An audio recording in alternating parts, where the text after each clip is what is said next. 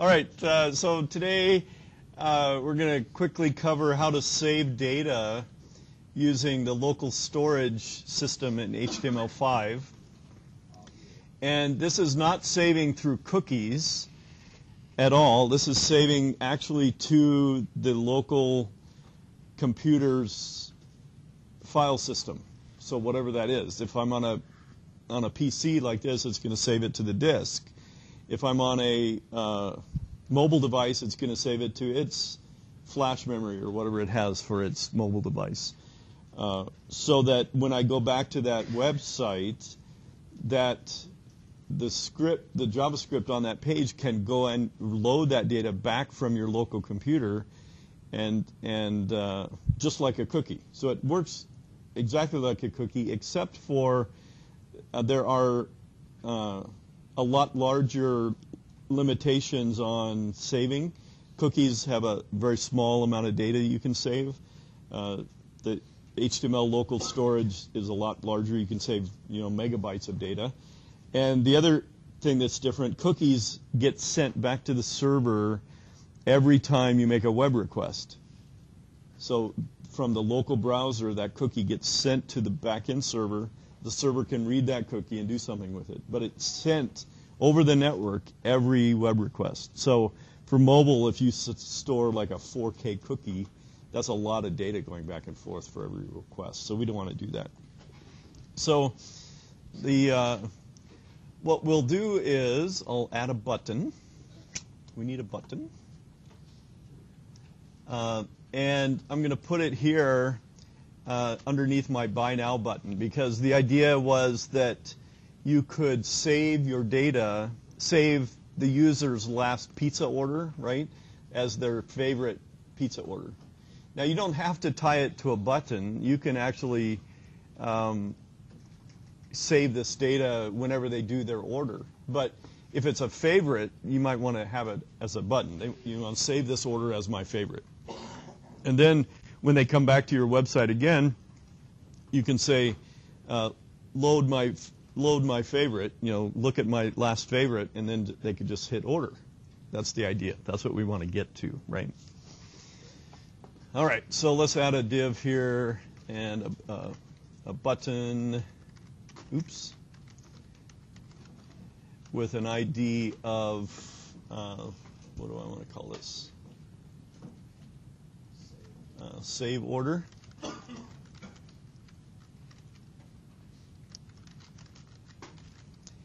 And while we're here, let's add another button that is load order. What did you say? Delete order. No, we just want to load it. All right, so this is going to save some data to the local storage and load some data from the local storage. All right? So we need to tie a function, an anonymous function again, to this button. And so we do that down in our scripts. Inside of our document ready, we're going to add another button. And we're going to say $, for the ID of save order. We want to add an on function so that when they hit the click event, I'm going to call this anonymous function again, and we can pass it the event that triggered this function. So when they hit save order, I need to do something with this data. All right? Everybody with me so far? So far.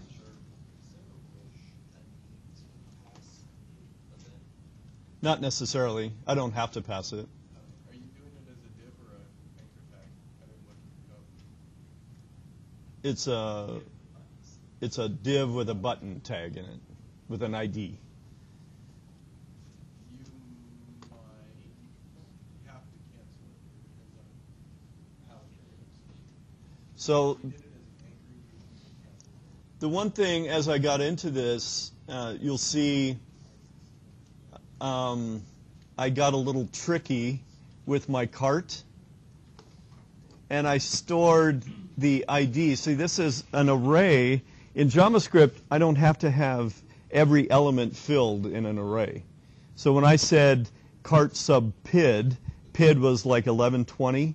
In JavaScript, it took that number and created that slot. But the length of the array now is 1120 elements. All right?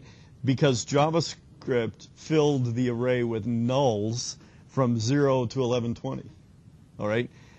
So I got myself into a little bit of a problem, and the easiest way out of that is to leave, because I didn't want to rewrite all of my cart, I'm just going to store the PID as another property of the PID element.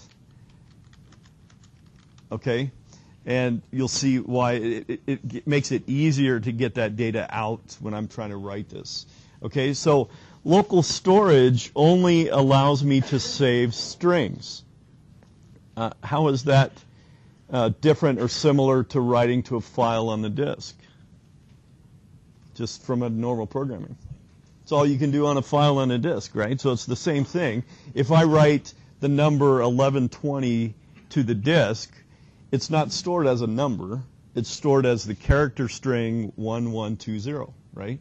So when I read it back in, I have to convert that again back into the right format, just like we did in Ruby and PHP, everything. Everything is a string. So I can only save strings to this local storage.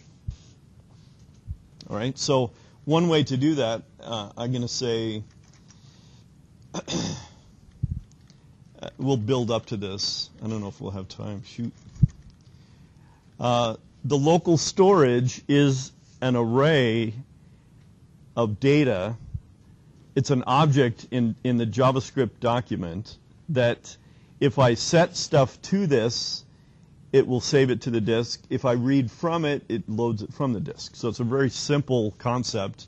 I can just say, just like in Ruby, I can say, build me a new key called cart in my local storage, and I want to assign that a value of Dave was here. All right? So all it's doing is, this is turning local storage into a hash, or it's an associative array in JavaScript, so that this property, this key in my local storage object, now has this property Dave was here as a string. All right, so let's go actually see that in my code here. CIS. Nope, that's not it. All right, so if we go to our order, and now I have my new save order and load order. Let's open up the development tools, and we can see in the resources tab, we can look at local storage. Okay, there, and if we look at this, Google Maps has already stored something here in the key, which is a URL. But if I now hit save order, it's going to come over here and save this string in this cart key. So let's do that, save. And you notice it came down here. This is the data. The key is called cart, and the value is Dave was here. See how easy that was? That's how I save data to the local storage. Simple stuff. Now, let's do the other half of this and say load order and add a click event for that.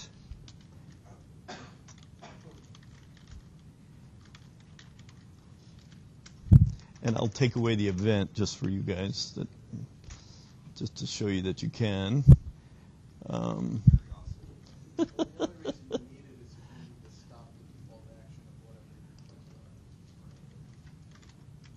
Right, right, for propagation. Yeah, it's not doing anything else.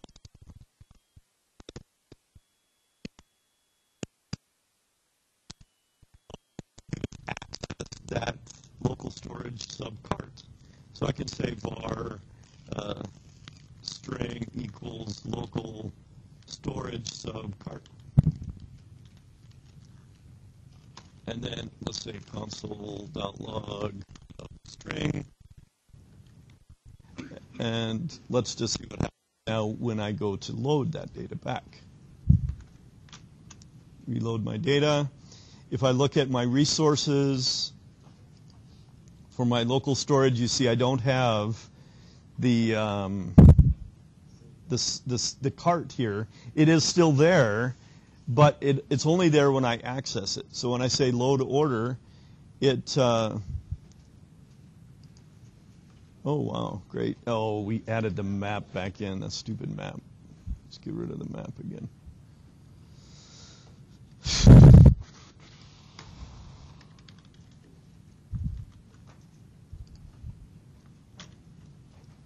All right, let's say load order, and it goes out and collects that data from the local storage, saves it in a string, and prints it to the console. Dave was here.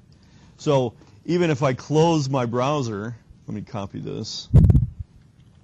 I close my browser completely, even open a new browser, and say,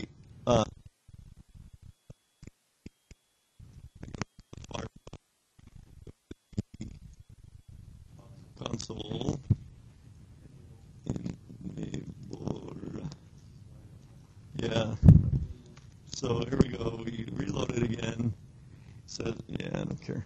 So now I say load order, and it didn't work. Look at that.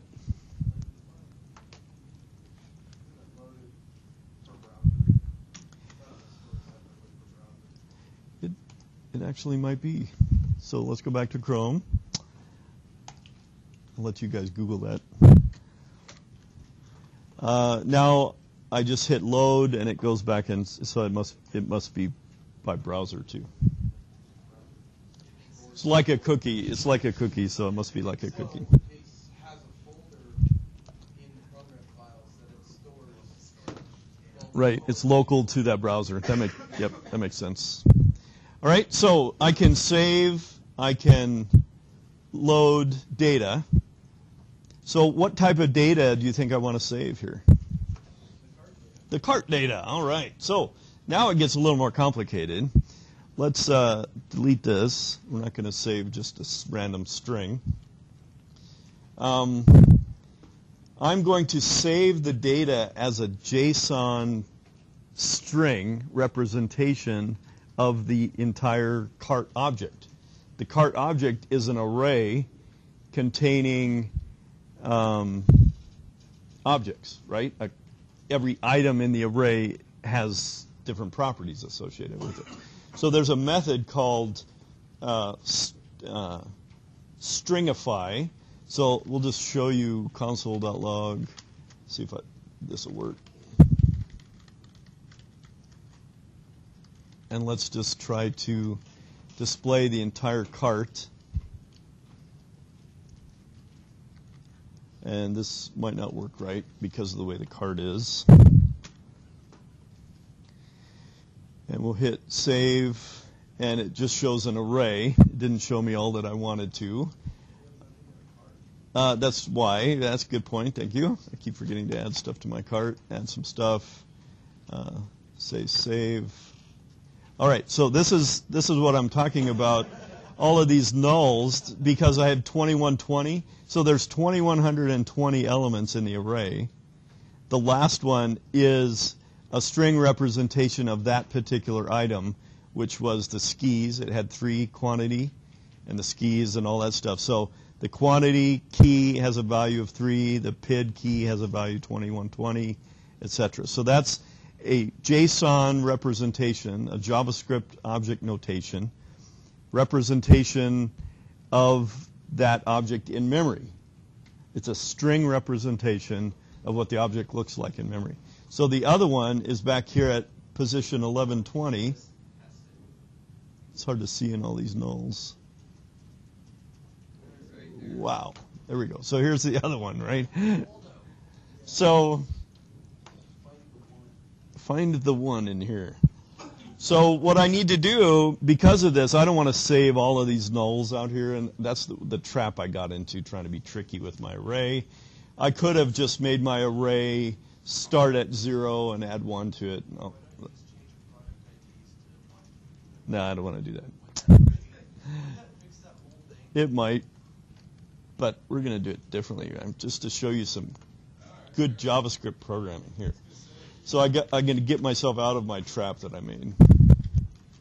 So I need to create a string which represents that object in memory. So I'm going to loop through my cart. Remember how we did it before? We're looping through every item in the cart. And this loop will skip all of those nulls because they're not valid data. And it'll just give me each element. Yay. So I'm going to keep building up this cart string. And I'm going to add this json.stringify, and give it the cart sub item, just like we were going to display it. And then I'm going to add a comma between each one of them. All right. So this is stringifying each element in the array, and I'm just appending each one of them until I get a long string. All right. Everybody with me so far? All right, so let's console it out so you can see it.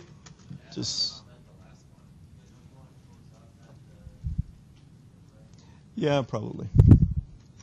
But, well, because I have to do something else too. All right, so I'm going to have that. Yeah, exactly. So this is going to be cart string. So let's load that guy.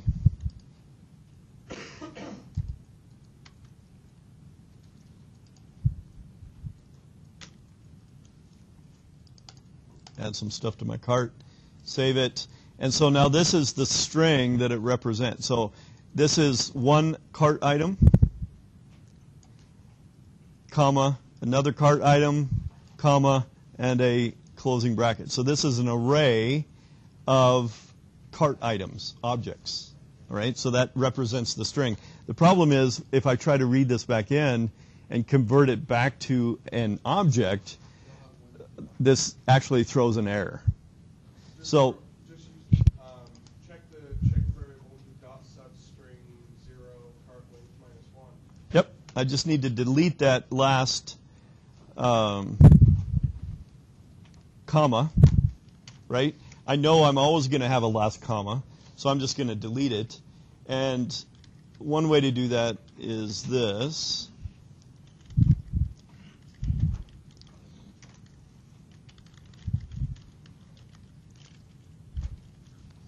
All right, what that does is it strips off the last character, basically, the character at the end of the string, counting from backwards from the end of the string.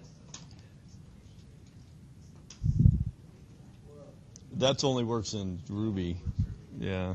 So that strips off the comma. This adds a square bracket at the end, and now we're happy. Now I have a string, and I can just save that, right? So I call my local storage sub cart equals cart string. All right, that will save the data. So let's try that. I'm running out of time. So we add a bunch of stuff to my cart, hit save. That's the string. I can look in my resources, see that my cart key has this entire string. All right, cool. Yes? Happy with that? All right, let's move on to the loading. So the loading is similar. I have to load that data in.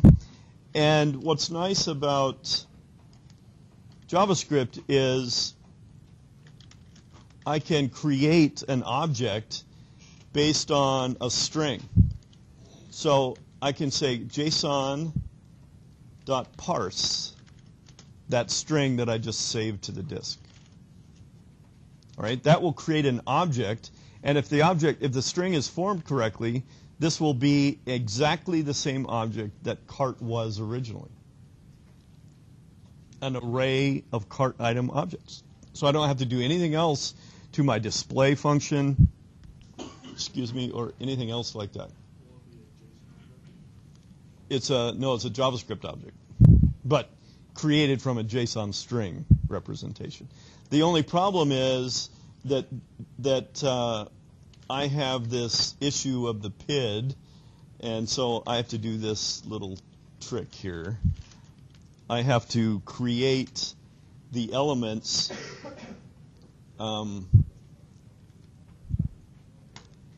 back into the same format I had. So cart sub 1120, I have to create that object as pointing to the object that I just found. So I'm going to say PID equals obj, the one that I just created, dot PID. So I'm getting that data back out of that object.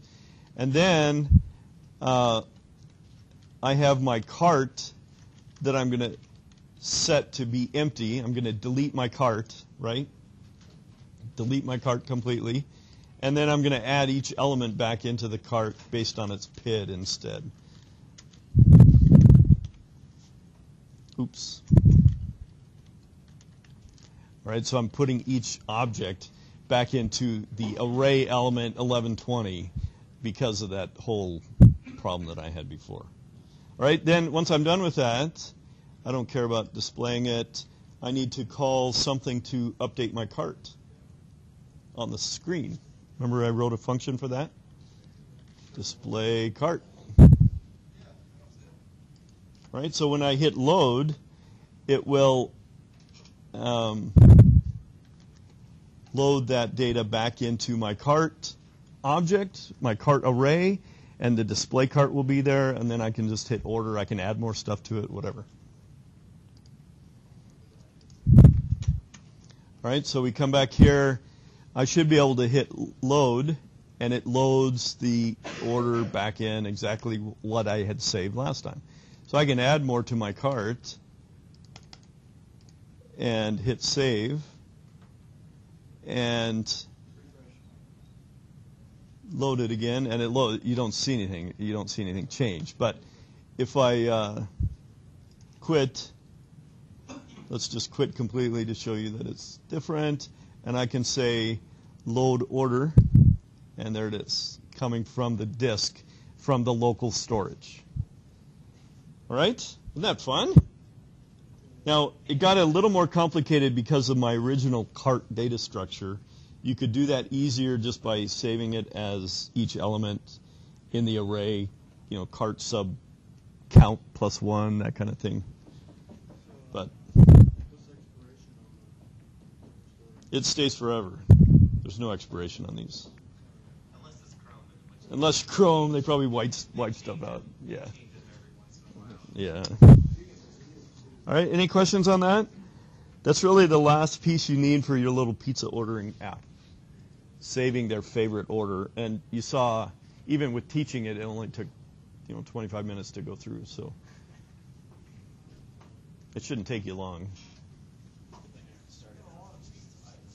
A lot of pizza items. Well, it's just a cart. You're saving a string, loading a string. That's all you're doing. No. I like olives. Black olives are my favorite. So you definitely should have black olives on your menu. All right. Any other questions on all of this?